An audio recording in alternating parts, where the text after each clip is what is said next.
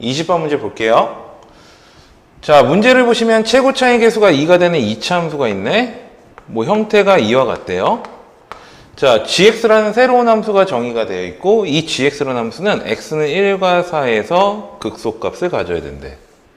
그랬을 때 f0의 값을 구하시오. 자, 결론적으로 fx라는 함수를 찾는 문제예요. 자, 근데 이 문제를 풀기 전에 한 가지 일단 설명을 하고 시작을 할게. 자, 너희들이 보통 문제를 풀 때 이 gx라는 어떤 함수가요. 자, 이와 같은 형태로 정의가 되어 있다고 쳐. 그럼 이와 같은 형태의 식을 가지고 너희들이 연산할 수 있는 건 일단 두 가지가 딱 떠오를 거거든. 첫 번째 알 수 있는 건 ga 값이 0이라는 거 하나. 두 번째는 g'x라는 도함수는 fx와 같다라는 식 하나. 그럼 내가 여기서 이제 설명을 드릴 내용은 어디냐면은, 자, 요거에 대한 걸 잠깐만 설명을 좀 하고 시작할게. 자, 이 gx라는 함수가 이와 같이 정의되었을 때 얘를 가지고 미분한 도함수를 쓸 수 있는 거는 이 gx라는 함수가 미분 가능한 함수기 때문에 가능한 거거든. 그럼 이 gx라는 함수가 미분이 가능하다면 g'x를 fx라고 쓸 수 있다라는 거잖아.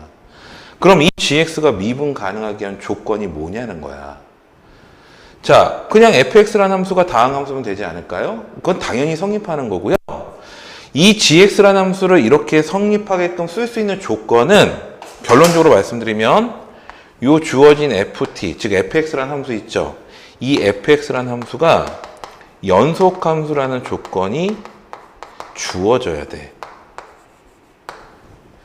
그러니까 gx라는 함수를요 미분하기 위해서는 요 안쪽에 있는 ft라는 즉 fx라는 함수가 미분 가능해야 되는 거 아닌가요? 라고 생각하면 안 된다고.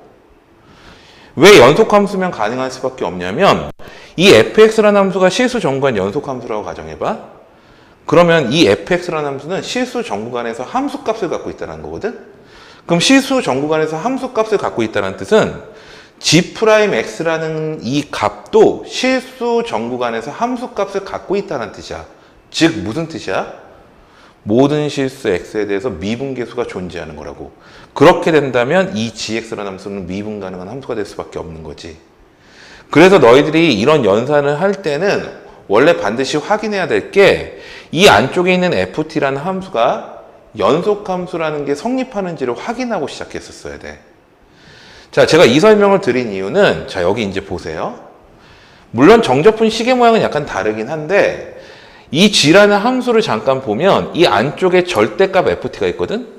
그럼 우리가 절대값 fx라는 함수는 일반적으로 꺾인 점이 존재할 수밖에 없고 미분이 불가능한 지점이 있을 수도 있는 거잖아. 근데 지금 방금 설명드렸어요. 이 절대값 fx라는 정적분 안쪽에 있는 이 함수에서 이 함수가 미분 가능하다는 걸 판단하는 게 아니야. 뭐를 확인해야 돼? 연속함수라는 연속성을 확인해야 된다고.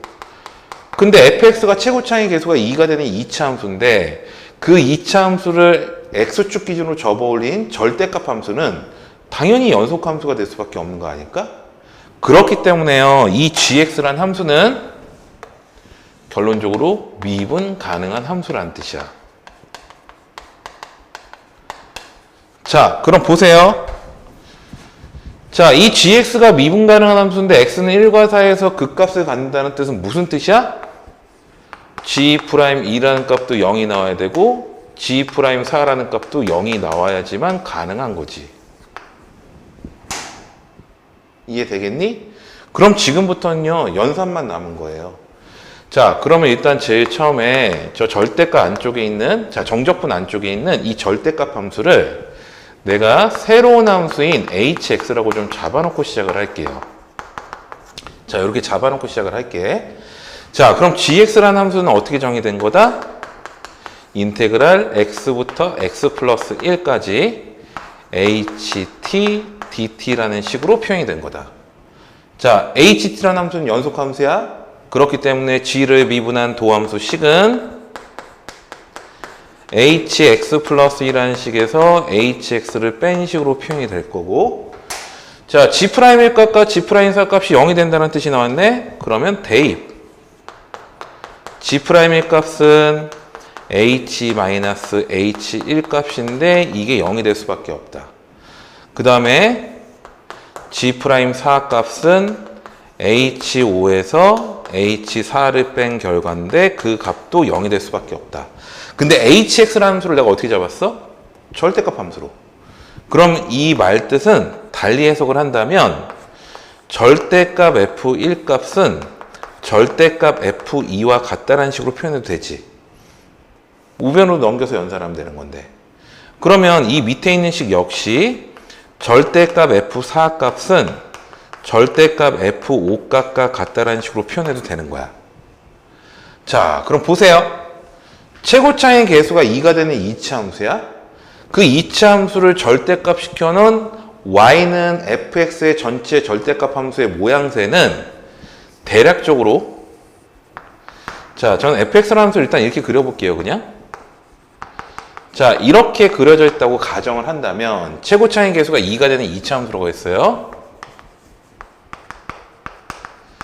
자, 이거를 접어올린 절대값 함수 있죠?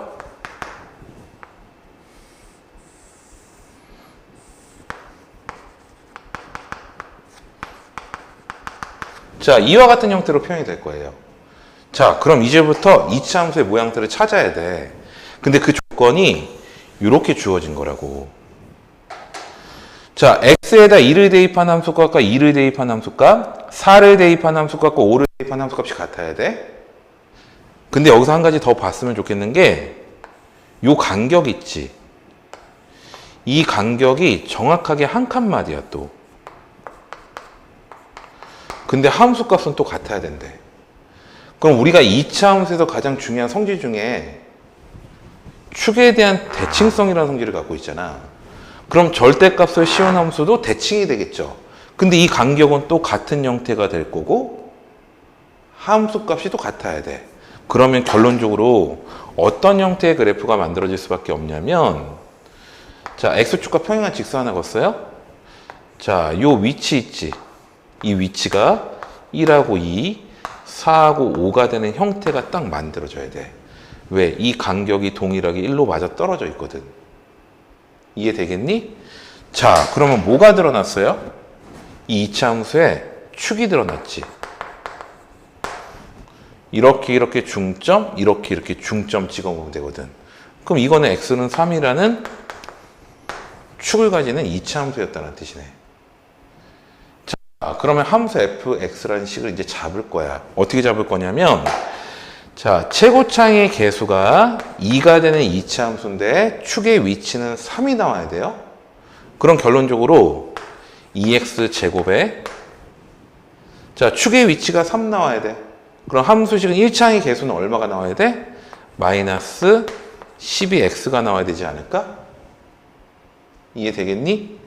자, 그럼 여기다 플러스 뒤쪽에 있는 값 상수 c는 모르겠어.